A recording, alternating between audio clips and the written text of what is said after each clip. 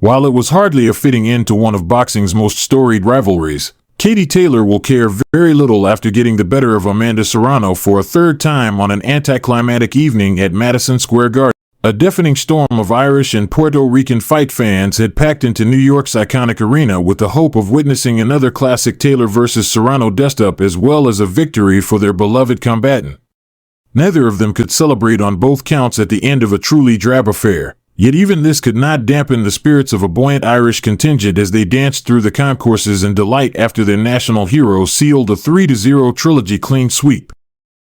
Following a disappointing contest which failed to produce the same fireworks as the first two, Taylor's hand was ultimately raised thanks to two scores of 97-93 in her favor, which outweighed a tied 95-95 verdict. Serrano can have fewer complaints this time around, if any at all. The underwhelming action this trilogy bout provided almost certainly speaks to the grueling nature of the opening two chapters, with both fighters operating at a significantly lower pace this time around. In reality, there was no way it could live up to the relentless, breathtaking wars which had preceded it. It took 5 rounds for these two legendary foes to truly begin opening up as Taylor, landing her shots and slipping out of range quickly, slowly exerted some confidence.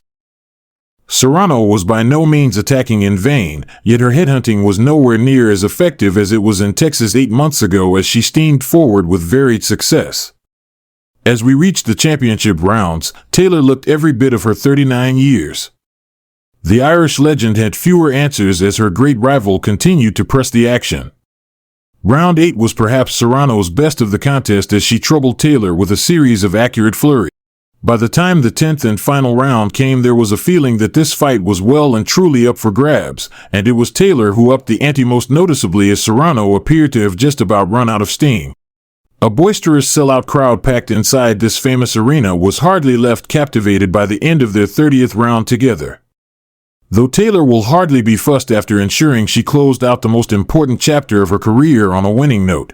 Elsewhere on the card, American star Alicia Baumgardner retained her undisputed super featherweight crown in disputable fashion after a surprisingly frantic encounter with Spain's Jennifer Miranda. Baumgardner, who was making her debut as an MVP fighter after signing with Jake Paul's promotion company earlier this year, did not seem her usual sharp self in a bout she was widely expected to win, with the challenger dragging her into a firefight that seriously whetted the appetite before the main event.